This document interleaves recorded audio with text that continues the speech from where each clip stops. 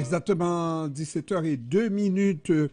Nous avons la chance d'avoir avec nous en ligne le chef du parti UNIR, Clarence Renoir. Comment ça va, Monsieur Renoir? Bonsoir, je vais très bien et pour vous, comment ça va?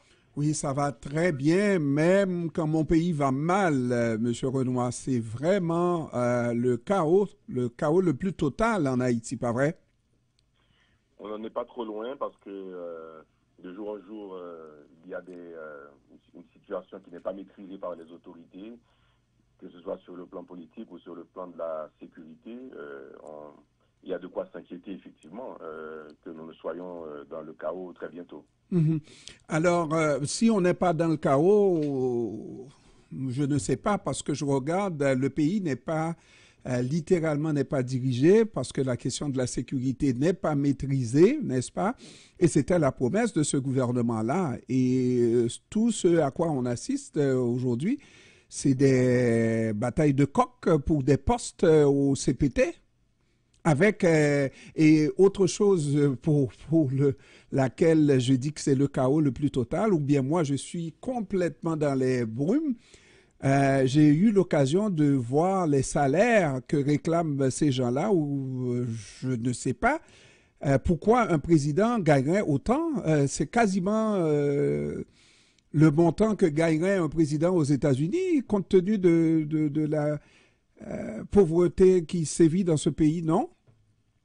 Oui, vous avez tout à fait raison et c'est que pour reprendre la question au début, vous l'avez dit, pas de maîtrise de la sécurité, conflit politique à la tête du CPT et aussi des salaires exorbitants sur les informations qui circulent. C'est tout le contraire de ce qu'avait prévu l'accord du 3 avril. Vous savez, cette formule de gouvernance mise en place depuis avril est le fruit d'une réflexion, de discussions longues entre partis politiques haïtiens de toutes les tendances.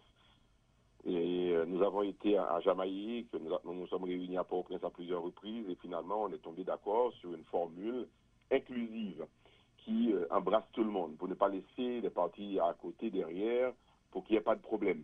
Donc on a cru au moment de rédiger cet accord du 3 avril que ça serait la bonne formule pour sortir le pays de l'impasse politique où il y avait un seul dirigeant qui était à la fois Premier ministre, qui était ministre, qui était aussi président de la République, en l'occurrence le docteur Ariel Henry, et qu'il fallait diriger en collégialité pour permettre à tout un chacun d'être rassuré par rapport à une gestion saine qui serait faite du pays. Malheureusement, on est tout à côté de ce qui a été prévu dans l'accord du 3 avril, qui avait vu la nécessité de mettre en place ce conseil présidentiel à plusieurs membres, mais en même temps aussi sur la question des salaires. Je peux vous dire que votre serviteur, moi-même, Clarence Renoir, quand j'ai eu à prendre la parole lors des discussions, j'avais dit, écoutez, les amis, on ne peut pas multiplier par 9 le salaire d'un président haïtien pour le partager, pour le distribuer sur 9 personnes. On peut diviser par 9, d'accord, mais pas multiplier par 9, mais c'est tout le contraire que j'ai vu là par rapport aux révélations qui ont été faites. La deuxième chose, c'est sur la crise politique, c'est-à-dire nous ne pouvions pas imaginer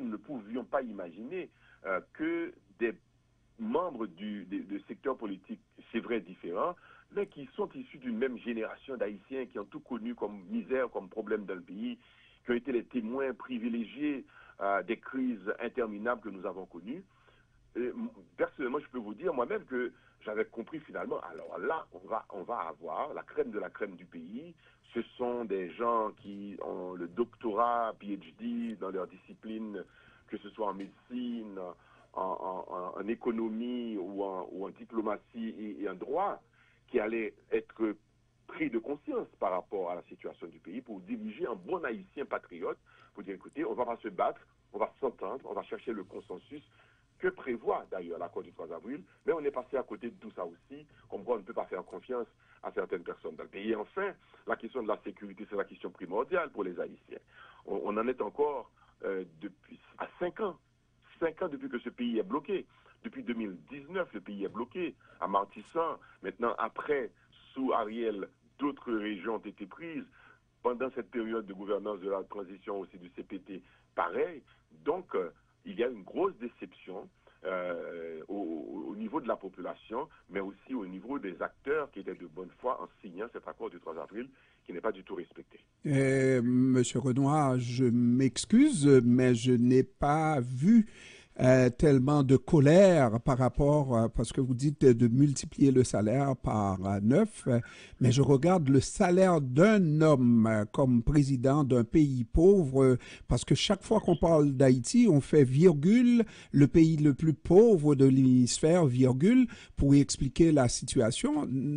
Un président ne peut pas gagner ce salaire-là, même s'il s'agissait d'un seul homme. Et si je n'entends pas beaucoup de récriminations à propos du salaire, c'est peut-être que d'autres attendent sur la touche pour gagner le même salaire que ceux-là actuellement. Et peut-être que ceux qui les précédaient gagnaient ce salaire-là aussi. C'est un salaire trop élevé pour un président d'un pays pauvre. Non, c'est pas votre lecture, monsieur? Vous avez tout à fait raison. Vous avez tout à fait raison. C'est scandaleux, c'est inacceptable, c'est indécent.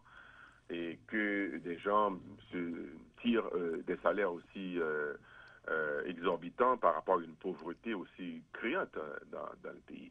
Je n'ai pas fait les lois, je ne peux pas vous dire quel était le salaire d'un président ou du président passé et des présidents passés, je ne sais pas, je n'en sais rien. Mais je constate avec vous ce qui est sorti sur les réseaux sociaux et qui est scandaleux. Vous savez, moi, le problème, ce ne serait pas tant une question de salaire. Si un responsable n'était pas corrompu et faisait son travail à la satisfaction de la population, bon, la question de salaire pourrait être considérée effectivement par rapport aux problèmes économiques auxquels la population haïtienne est confrontée. Mais le deuxième problème est aussi un problème de responsabilité et de vision de l'État en Haïti particulièrement. Est-ce que quelqu'un qui arrive au pouvoir arrive pour gagner un salaire ou pour servir véritablement? Je crois que c'est ce qu'il faut susciter. C'est la vocation de service public qu'il faut susciter chez l'Haïtien, qui aujourd'hui n'a pas le cœur à la patrie comme quoi pour dire, écoutez, je veux rendre service à mon pays. La première chose à laquelle un fonctionnaire de l'État en Haïti pense, un élu pense, c'est son salaire, les frais qu'il va tirer de sa position, les véhicules qu'il va utiliser, etc., etc. Donc ce sont les avantages, pas la responsabilité. Donc c'est ce qu'il faut, à mon avis, susciter. Et c'est là que je suis très sensible à ça moi-même pour dire, écoutez, un poste, ce n'est pas les privilèges qu'il faut rechercher, mais c'est la responsabilité de service et la satisfaction de pouvoir servir son pays qu'il faut rechercher là-dedans. Les questions de salaire, on peut toujours les considérer. Comme je vous dis, c'est scandaleux, inacceptable et honteux que des gens se tirent des salaires aussi importants dans un pays aussi pauvre. Mais je dois vous dire une chose, une petite révélation, une petite confidence. Lorsqu'on était en pleine discussion sur cette question-là, j'avais suggéré, j'avais proposé que ceux qui allaient occuper cette fonction de conseiller président ne gagnent pas de salaire, mais des frais uniquement. Ben, ils n'ont pas accepté. Ils se sont dit non.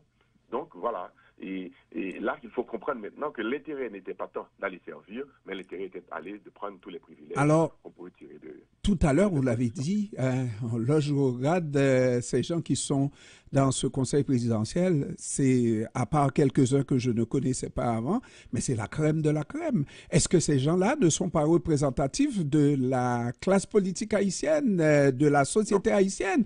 D'ailleurs, je regarde cette société haïtienne qui ne s'émeut même pas de voir un tel scandale. On est là, on dirait qu'on a une carte pelouse, vous connaissez l'expression, et on attend l'issue de cette chose-là. Non, vous avez raison. Je crois que c'est plus qu'un problème politique, monsieur. C'est un problème de société. C'est un problème, moi j'aime à dire, un problème d'homme, grand H. C'est-à-dire, il n'y a pas la conscience patriotique. On peut chercher, mais on ne trouvera pas facilement. Ou ceux qui sont... qui vivent dans l'honnêteté, dans l'intégrité, qui auraient pu le faire, sont trop timides pour se présenter au devant de la scène, donc ils laissent la place aux plus audacieux, aux plus coquins et aux plus malhonnêtes. Donc il y a un problème d'homme, effectivement. On peut toujours se tromper, effectivement, sur des personnes avec leur qualification, les études qu'ils ont réalisées, qu'ils ont faites dans leur vie. On aurait pu croire que ça serait des gens respectueux de la loi, respectueux de la gestion de la chose publique et aussi sensibles par rapport à la situation ambiante dans laquelle le pays vit, mais non. ils sont incapables de se retenir quand il s'agit de gagner de l'argent, de faire de l'argent dans n'importe quelle condition. Donc il y a un problème d'homme.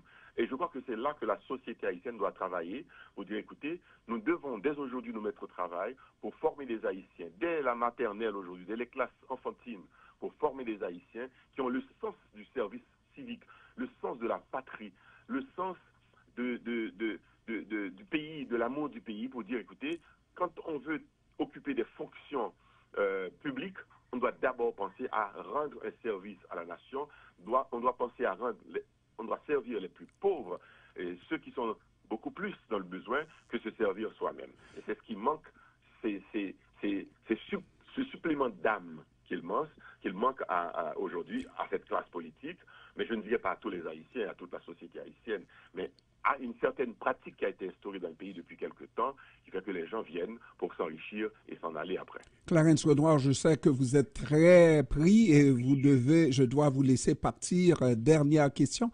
Est-ce que dans les circonstances, on ne doit pas tabler une fois pour toutes sur le salaire parce qu'on ne sait pas ce que le Premier ministre gagne, on ne sait pas.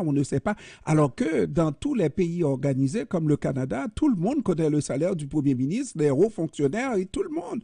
Pourquoi il y a cette cachette-là en Haïti? Parce que c'est une société secrète, c'est une société non transparente où les gens ne dévoilent rien. La société publique haïtienne, l'administration publique haïtienne est très fermée. Il n'y a pas de gouvernement 2.0 comme quand on peut consulter un ministère pour savoir quel est le budget du ministère, ce que le ministère dépense réellement. C'est là qu'il faut travailler pour mettre plus de transparence par rapport à, vous avez cité la société canadienne, pour que la société haïtienne devienne une société transparente, où l'on connaît les salaires des gens et où les lois sont respectées par rapport à la fonction publique. Il faut faire une déclaration de ses avoirs en entrant dans l'administration et aussi une déclaration à la sortie, etc. Donc, je peux vous dire, écoutez, le pire dans tout ce que vous dites là dans la question et ce que je constate aussi, c'est que les personnes qui, il y a 2 ans, étaient identifiées avec des mandats de la justice haïtienne pour dire que ces personnes-là devaient être poursuivies par la justice pour les détournements de fonds qu'elles ont effectués dans l'administration, mais ces mêmes personnes sont revenues au pouvoir aujourd'hui, tranquilles, sans problème, peinardes, donc il n'y a pas de problème. Donc c'est une société qui oublie trop vite, c'est une société qui ne fait pas de justice à ce qui est injuste, à ce qui est fait comme injustice à la société en général, qui passe rapidement. Il y a tellement de problèmes quotidiens à résoudre dans ce pays que les gens oublient facilement et qu'ils le savent très bien, ceux qui sont dans cette tendance de la corruption, dans cette pratique de la corruption, ils savent très bien que les gens vont oublier et ils vont ressurgir à n'importe quel moment de l'histoire. Donc, il faut instaurer la transparence et surtout ériger cette société à une société de justice pour que les personnes qui enfreignent les lois, qui sont dans les crimes, qui sont identifiés comme des crimes, comme des criminels, crimes d'argent ou crimes de sang, mais ça doit être puni par la loi et pour tracer des exemples définitivement pour que les plus jeunes, quand ils arrivent, ils savent maintenant ils savent comment se comporter pour ne pas être avilis leur nom, leur famille, etc. Donc c'est ce qui manque à cette société. Beaucoup plus de transparence et aussi une justice qui est ferme, forte, capable de frapper à n'importe quel niveau de la société. Clarence Renoir, il faut qu'on se parle plus souvent et je vais garder cette entrevue-là pour l'histoire, n'est-ce pas? Et un jour, peut-être qu'on aura besoin de diffuser. Voici ce qu'il disait. Est-ce qu'il le fait aujourd'hui? Clarence Renoir. Merci beaucoup. Chef du Parti Unir. Merci, je vous remercie d'avoir pris du temps pour nous cet après-midi. Avec plaisir, à la prochaine. Au revoir. Au revoir.